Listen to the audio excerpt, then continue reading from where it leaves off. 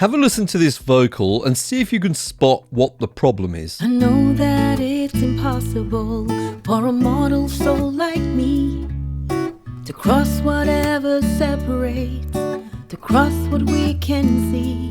And right away, we're seeing something very typical of a vocal performance here, and that is a big dynamic range. And what I mean by that is there's a big difference between the loudest parts, like this peak here, and the quieter parts. And if I measure the difference here using my handy measuring tool, you can see that there's around about a 9 to 10 decibel difference. Now that creates a problem because if we set the level of this vocal according to the loudest part, then the quieter parts can be too quiet.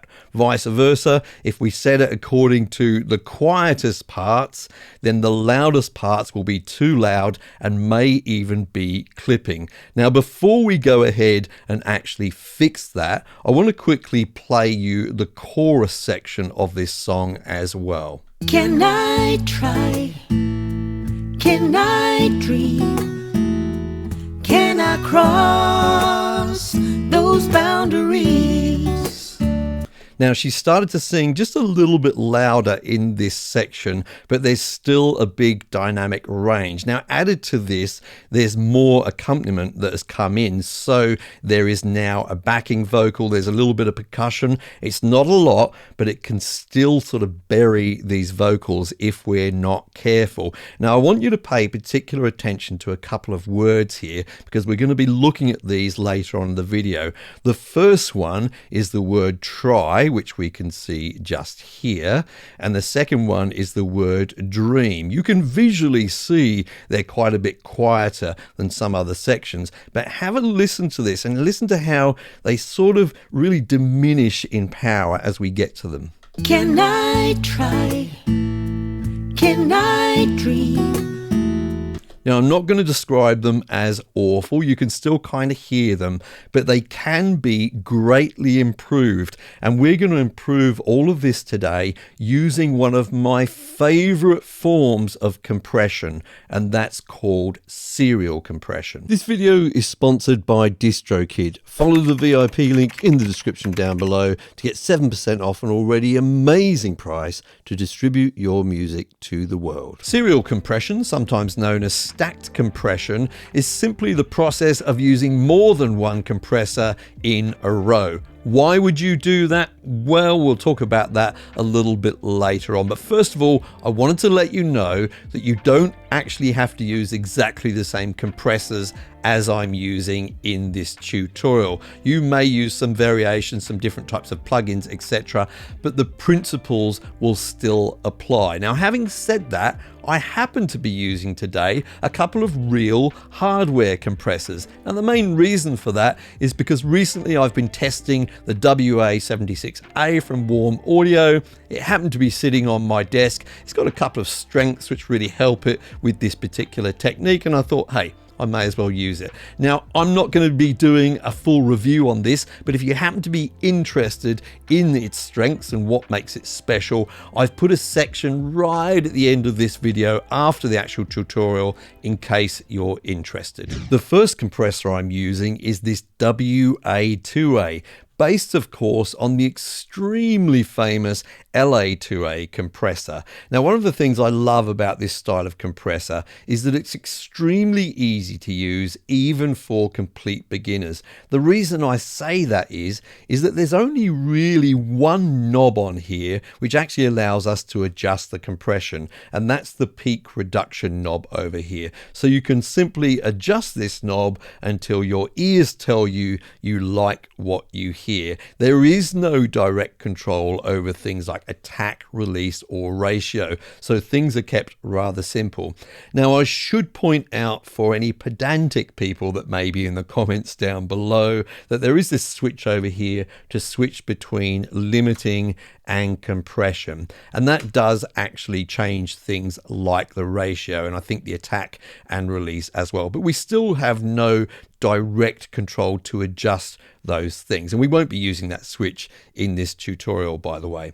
Now, the other knob that we will be using is this one over here, which on this compressor is labeled output gain. On some plugins and indeed on the original LA2A, it simply says gain. So do keep in mind that this is an output gain control. It comes after the actual compression happens, so it doesn't actually affect the dynamic range as such.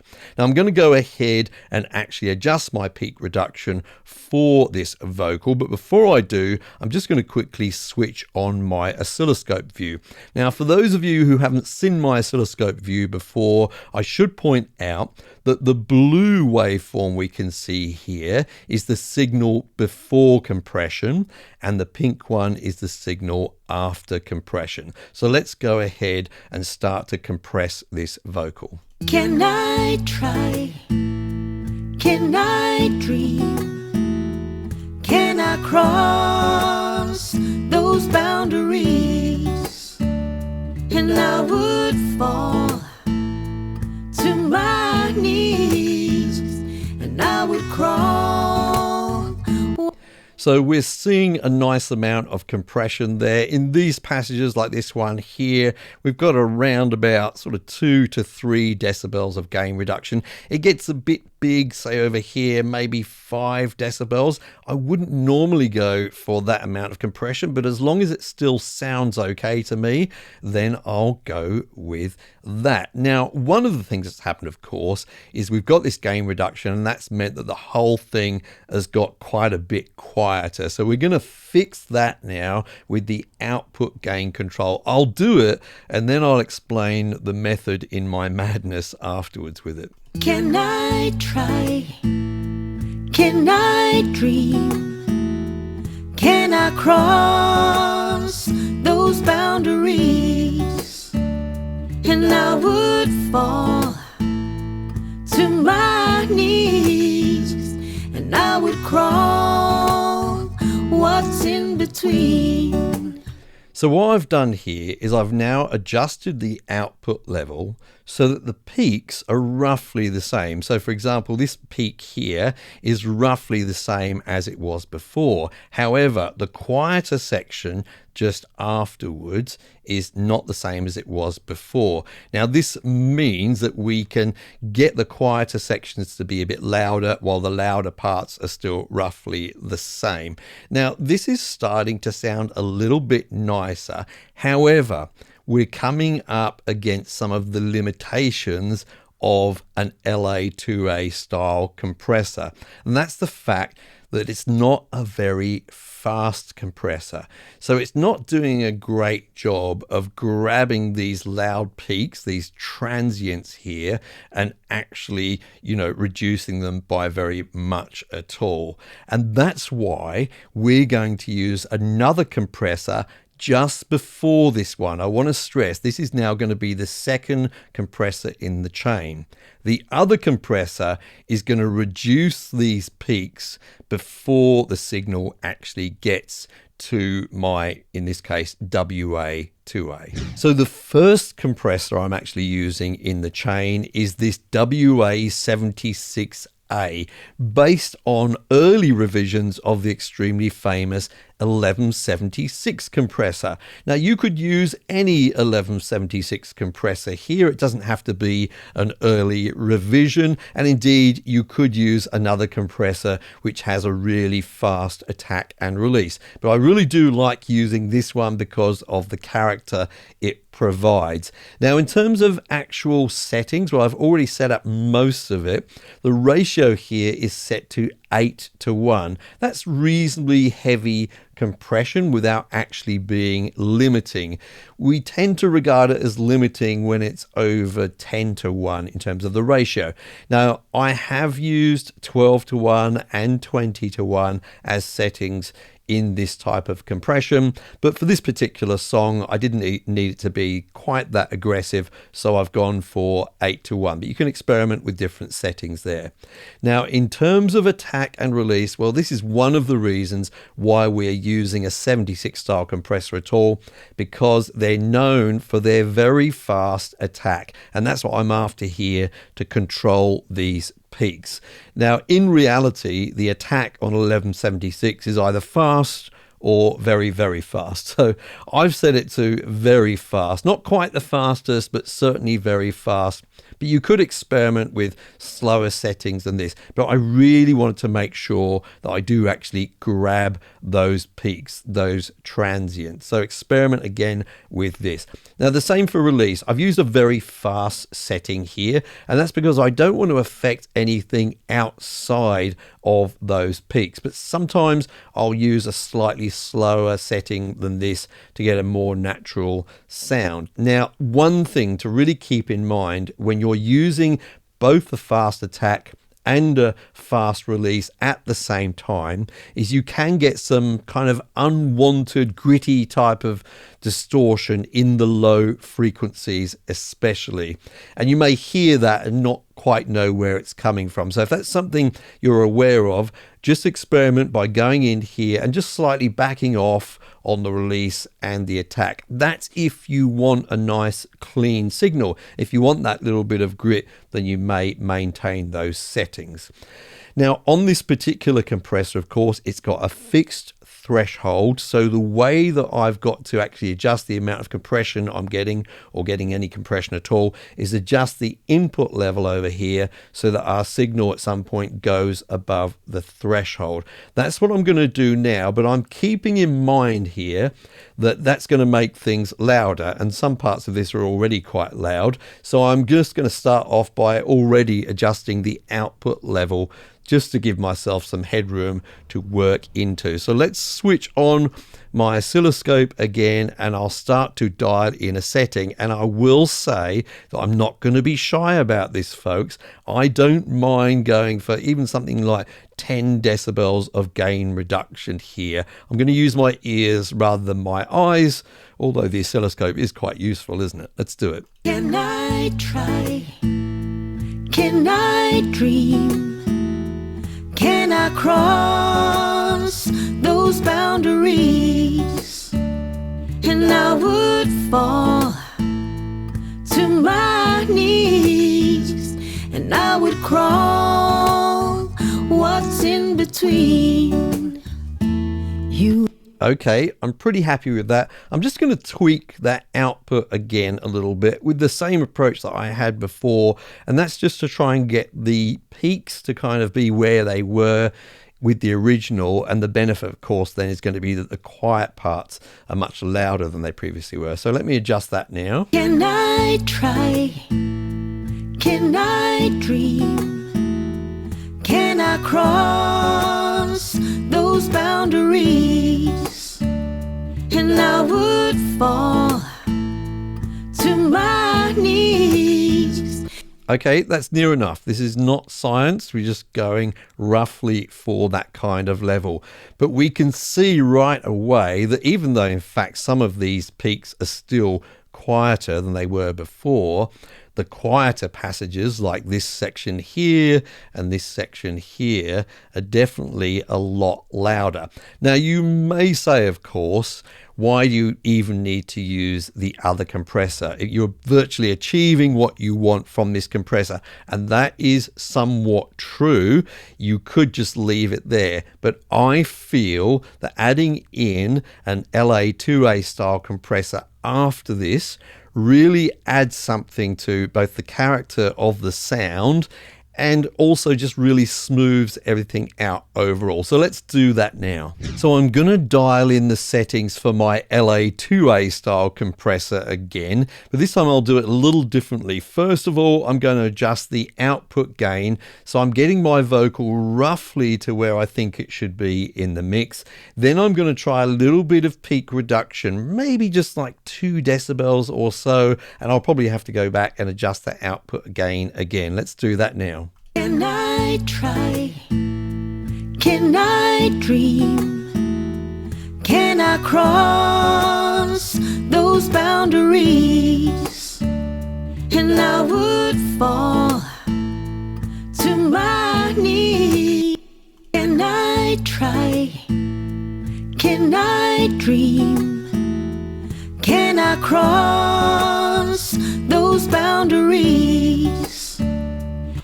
I'm actually reasonably happy with that, surprisingly. Now, I just want to quickly readdress a couple of words that we talked about earlier on in this performance. They were the words try and dream. Let's have a listen to that little section again and have a listen to how both those words now stay a lot more present than they were before. Can I try?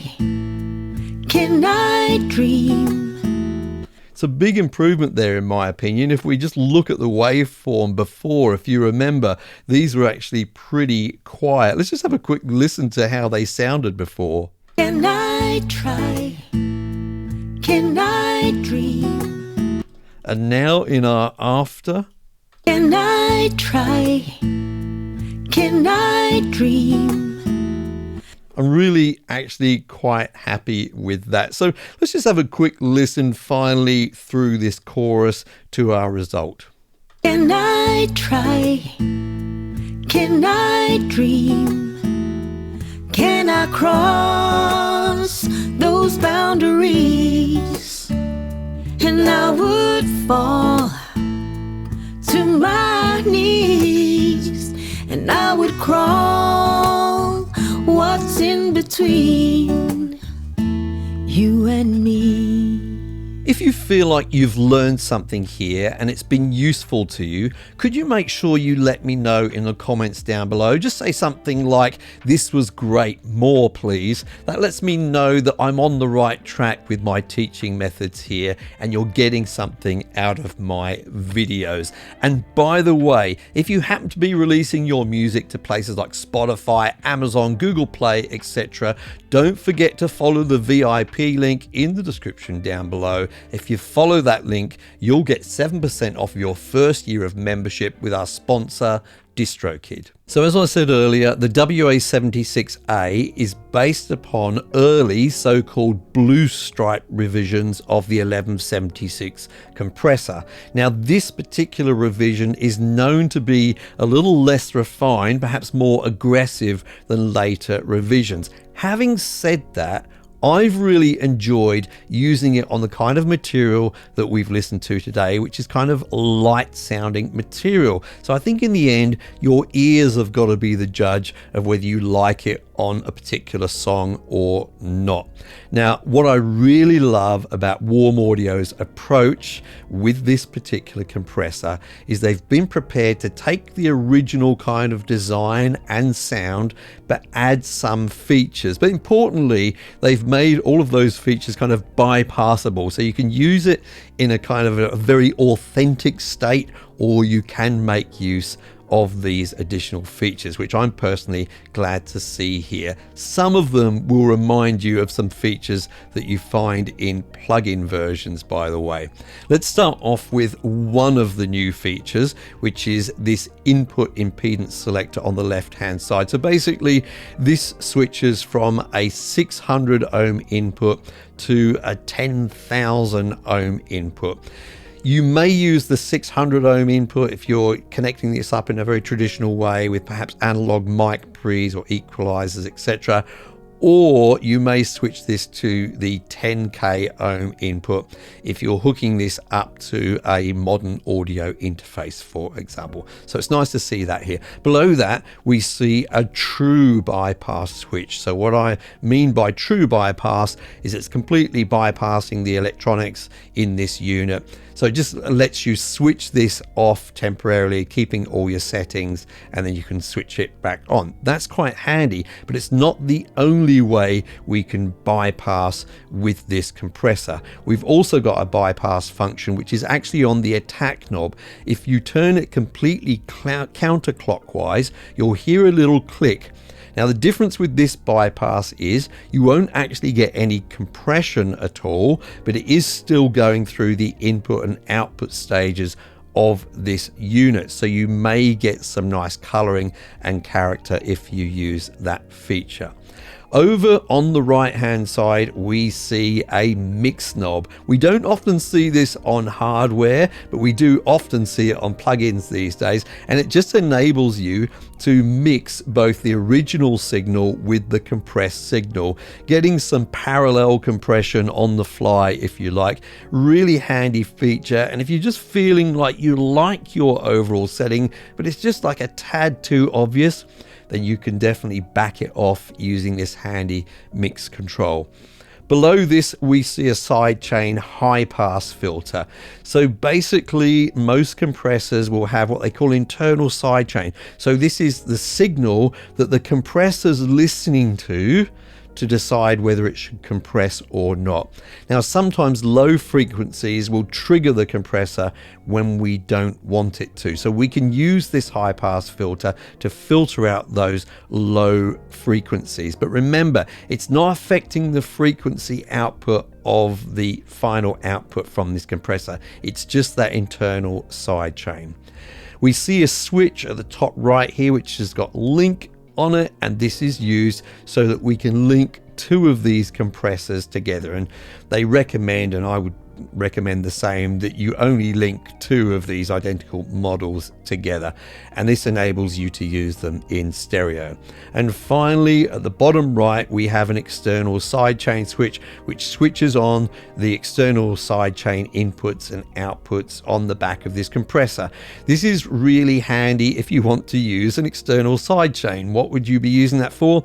Well, let's say for example you're using this to compress a bass guitar, but you want the bass guitar to dip a little in volume every time the kick drum hits. So you could send a signal from your kick drum to this external sidechain feature, and that will be used to trigger the compression with this compressor. I've still got videos to come on sidechain compression, parallel compression, and a more in-depth tutorial about how I process vocals. Now, I know most people are going to ask you to subscribe to them to make sure you see those videos, and despite what's going on at the moment, I'm not going to ask you to do that. I'm going to ask you to do something way more valuable to me, and that's to make sure you watch some of my other videos. Who knows? You may learn something.